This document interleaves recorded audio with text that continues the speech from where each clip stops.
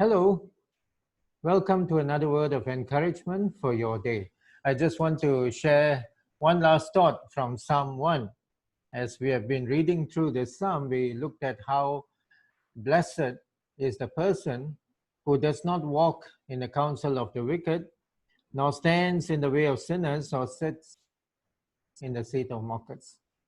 Then we looked at how the person, the child of God, is very much different from the child of this world. His delight is in the law of the Lord, and in his law he meditates day and night. His longing, his desire is for the word of God, and through the word of God, his desire is for God himself. And then we looked at how this person whose longing is for the word of God is like a tree planted by the waters, where the roots go down deep.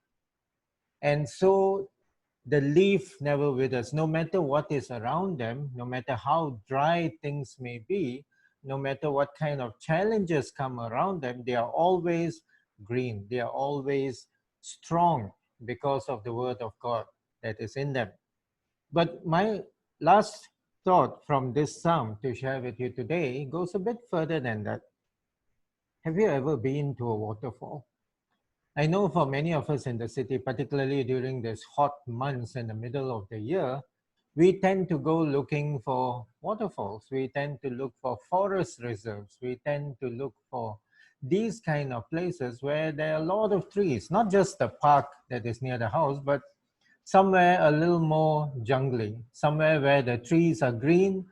And somehow, the moment you enter within the shade of these trees, it feels a little bit cooler. Somehow there's a distinct difference in the temperature. It's a little more damp, it's a little more moist, but it's not so humid, it's not so muggy. It's actually quite cooling. And so for many of us in the city, we go running away on the weekend, or the church wants to go for a picnic. We go looking for these spots because they refresh and they renew us. It is very important for us as children of God, going back into the world, re-engaging with our work culture, with the people around us, with our colleagues, with our friends, our neighbors. It is very important to remember who we are. That as we go back out into this world, we don't just become like everybody else. We remember that we are children of God. We are trees planted by the water, not so that we are green and therefore we are okay, but so that we can bring some refreshment into the lives of those around us.